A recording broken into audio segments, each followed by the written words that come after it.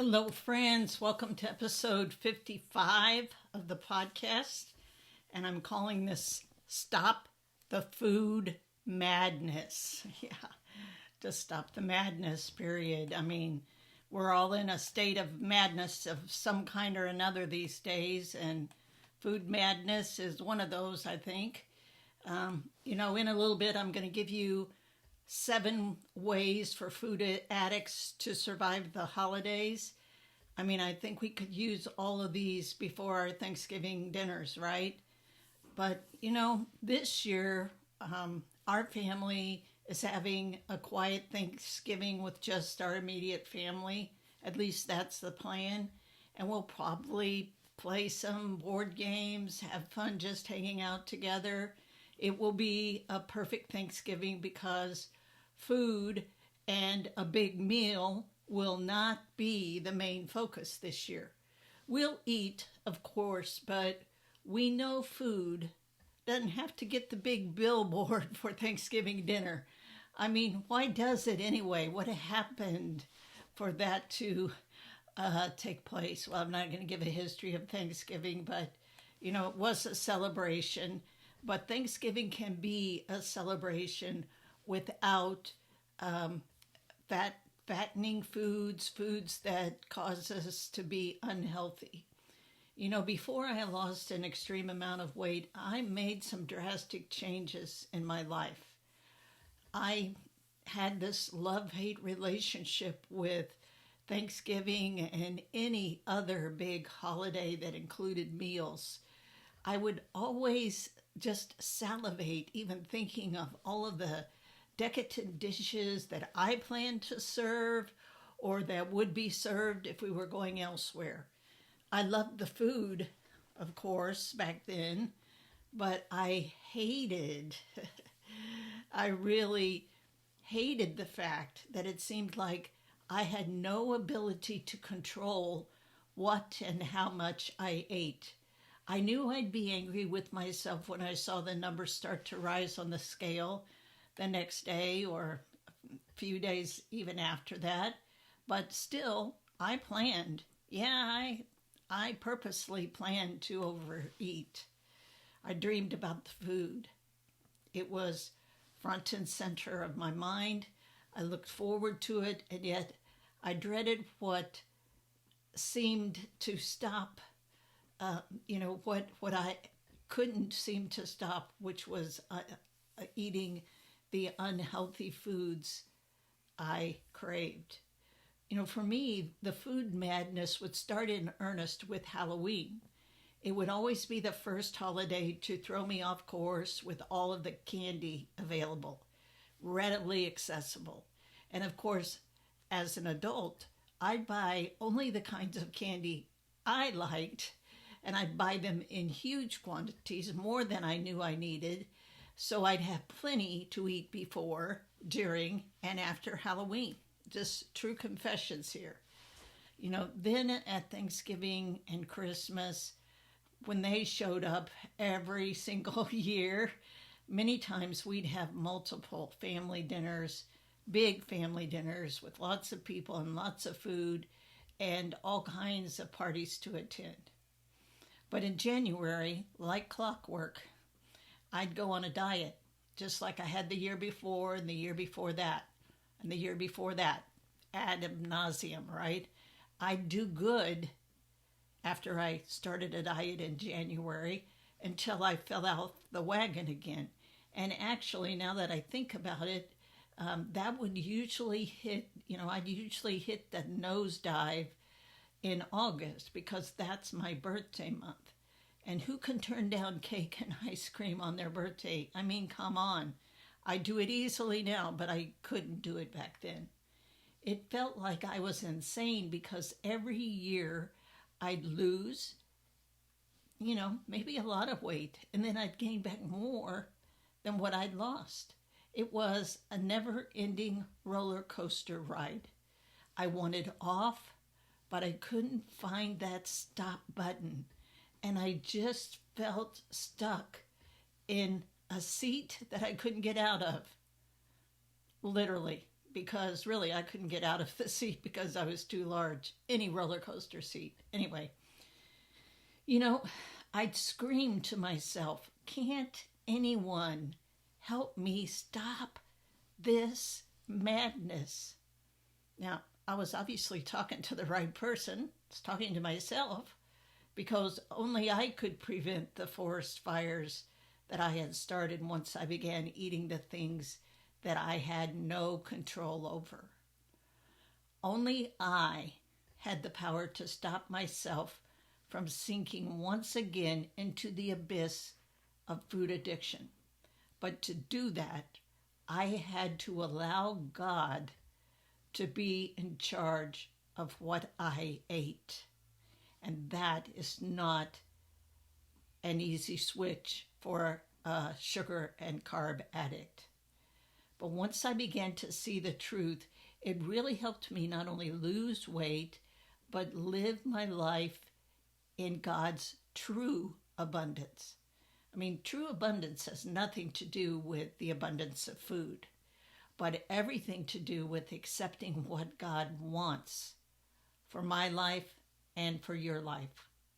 So when I was the size of two people, which I was at 430 pounds, I was eating like there was no tomorrow. I was doing what I wanted. I didn't want my doctor to tell me what I could and couldn't eat. I wanted to eat what I wanted, end of story. And yet I knew God wanted me to lose weight and eat healthy.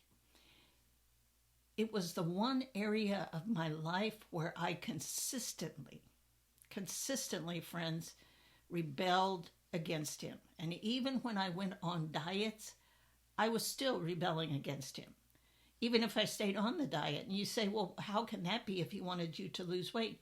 Because I knew what he wanted for me was a forever lifestyle plan that I would go on and I would stay on.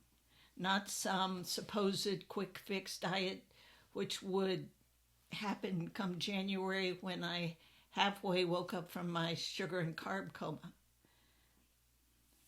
I wanted to shout to myself, stop the food madness. But it felt like an exercise in futility. I was the size of two people, but I still couldn't see how any of this worked. I was a really great dieter. That's kind of the crazy thing. I could stay on a diet and lose 100 pounds in, say, 6 to 8 months if I really strictly stayed on it, and I was good at doing that because I knew there was an end in sight, because I made an end to it. And then I'd spend the rest of the year putting the weight back on again, plus more. It was really this cycle that I had gotten into. It was the way I lived my life. You've probably heard me say this before, but I knew exactly what God wanted me to do. There was no question about it. He had told me that back in 1977 to stop eating sugar and bread and start eating more meats, fruits, and vegetables.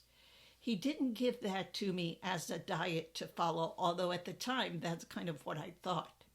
He was telling me this is what you must do to live and change your lifestyle into one of living whole, healthy, and happy. You must stop, like bam, stop. Don't do it again, eating sugar and bread. And don't start eating it again. Don't. And then start eating more meats and fruits and vegetables. And if you do that, you will begin to embrace a healthy lifestyle for the rest of your life. He was giving me a plan that would last. And when I finally embraced that plan and learned step by step how he wanted me to walk it out, my life totally transformed. I mean, he did mean for me to stop sugar, but he didn't mean for me to do it all at once. And he gave me a plan of how I could do that.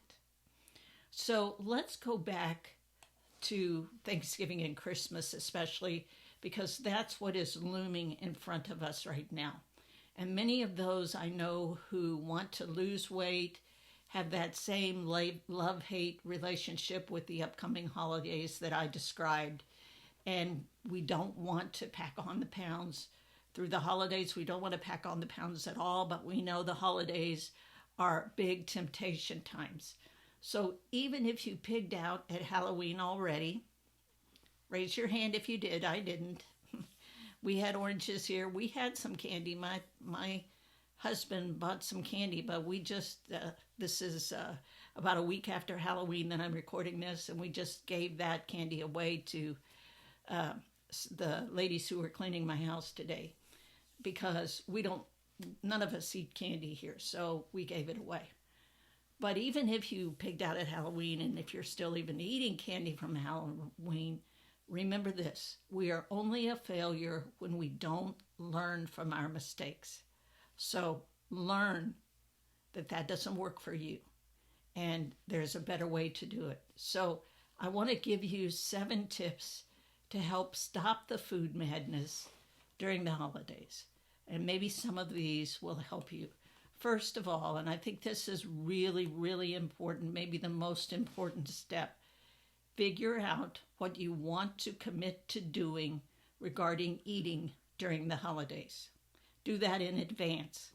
Sit down, and I don't mean just think about it. I want you to sit down, write out this agreement that you're making with yourself and God. And then after you've written it out, read it aloud to yourself so your brain hears it and knows exactly what you are committing to. Then keep that agreement that you have made with yourself and God. Plan ahead. Bring an alternative with you to a holiday meal. It might be, say, a healthy fresh fruit and nut salad. If you're like me and you don't eat processed sugar, I don't add any dressing. It's just fresh fruit and nuts. And be sure to set aside some for yourself. I always do that because when I bring this to a holiday dinner, it usually is gone really quickly.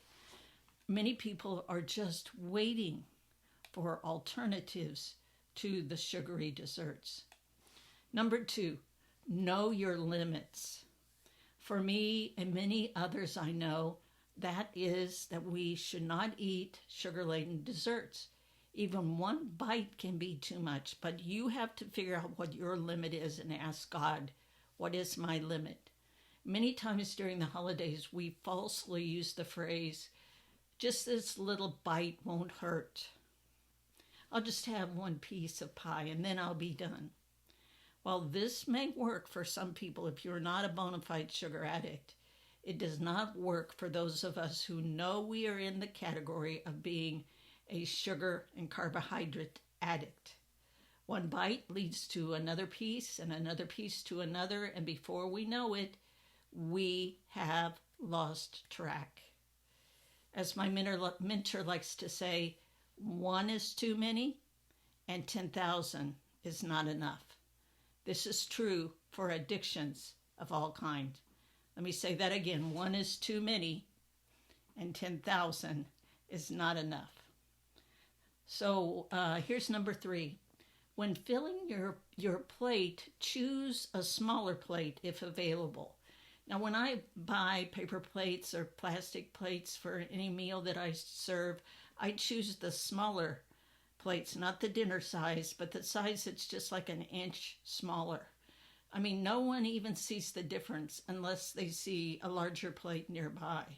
The smaller plate is really only about an inch smaller all around, but it actually helps us not to overfill our plates and not for our eyes to be bigger than our stomach, so to speak.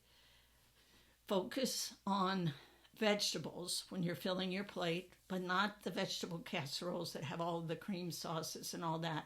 I'm talking about maybe green beans with sliced almonds or fresh broccoli with garlic. Fill at least 2/3 of your plate with these first, and then go for a plain baked sweet potato or mashed potatoes made with water and butter, and then the meat, and bring an appetizer tray of veggies, fruits, nuts, and cheeses so that you have something to snack on as well. Or if you're having the meal at your house, be sure and provide these options at your meal. So here's tip number 4. Thanksgiving or Christmas dinners can be healthy meals because many will have turkey as the main meat. This is a great low-calorie protein source. If you are hungry, eat more turkey. Snack on the turkey. Turkey is good. Turkey is your friend, okay? Show turkey some love. If you need something over the turkey, it's better to go for meat drippings, just meat drippings if they're available instead of gravy. If you're fixing the meal, you can have an alternative gravy made with some meat drippings, some water and milk, or use arrowroot powder if you need to thicken it a bit, or it's fine without that. Number 5, if you have a lot of weight to lose, understand that one holiday meal can mean disaster for you.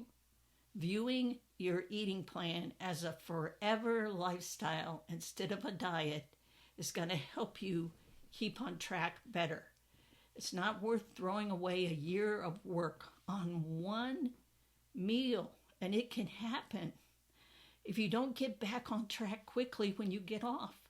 Remember, my friends, I speak from way too many years of experience gaining weight, okay?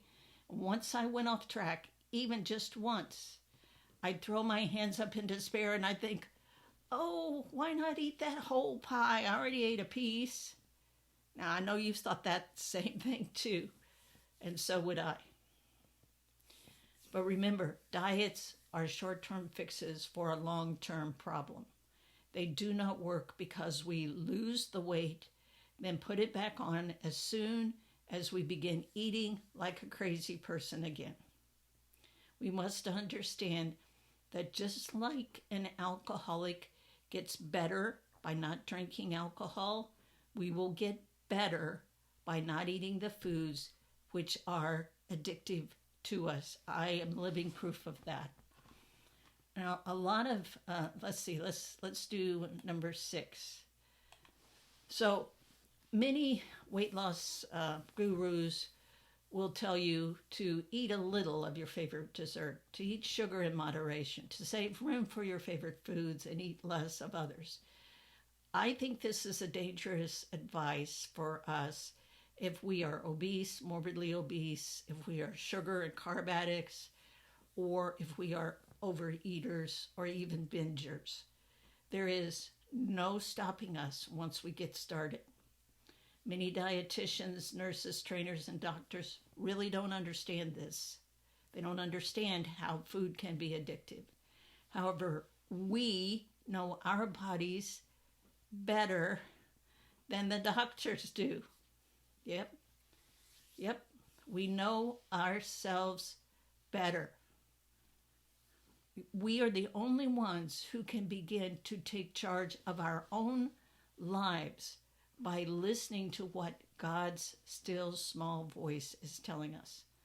We cannot be led astray just because others are eating certain foods, maybe even overeating certain foods like desserts and mashed potatoes and dressing and gravy.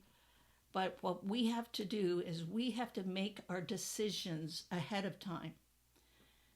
We know that we can't eat those things, and we don't let anyone else talk us into it. And number 7 goes along with that. We have to change our mindset to be secure in making that choice.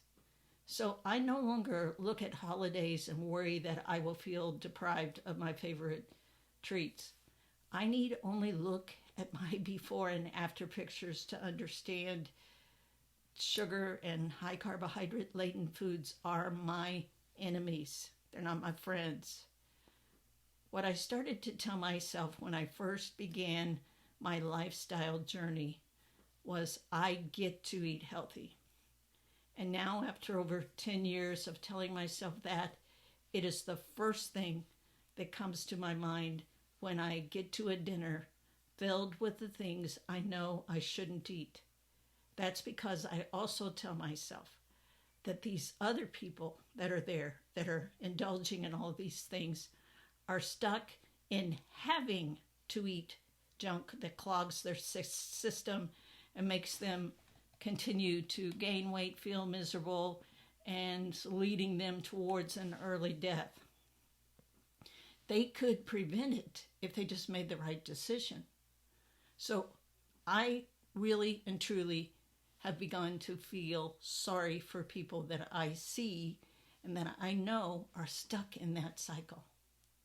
But at this point in my life, I am also aware, very aware, as you should be, that people are watching me to see what I eat and what I don't eat. My life, yours too, is a silent witness to others trapped in food addiction and weight gain, misery. Who knows that you, the listener out there, are embarking on a forever lifestyle journey? Who have you told? And who have they told? And how many of those people will be at your Thanksgiving meal and they'll be watching what you are eating? And what would they think if they see you eat things they know are unhealthy?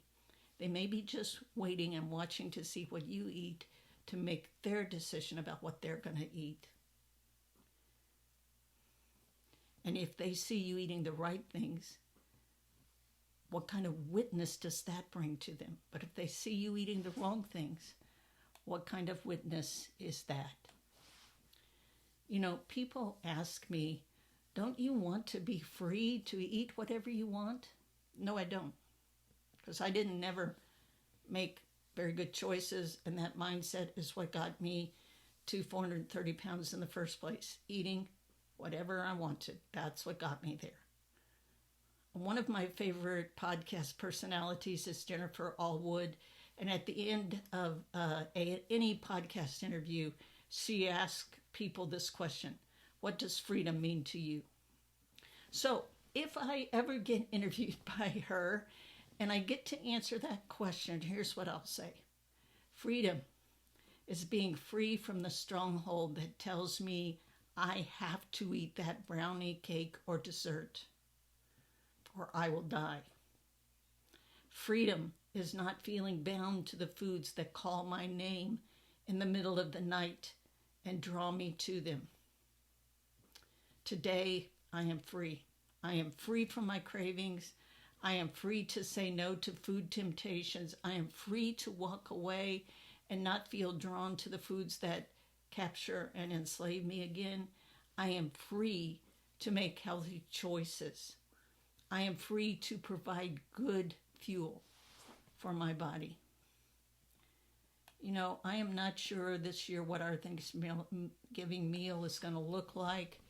It will be geared towards the 5 of us at the table. It will be something probably that we all make together and that we all enjoy eating. And since I focus mainly on protein that I eat and my daughter focuses on vegetables, we haven't really made a menu yet. We'll kind of do it on the fly.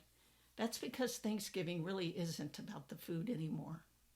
It's about family. It's about being together, remembering our blessings.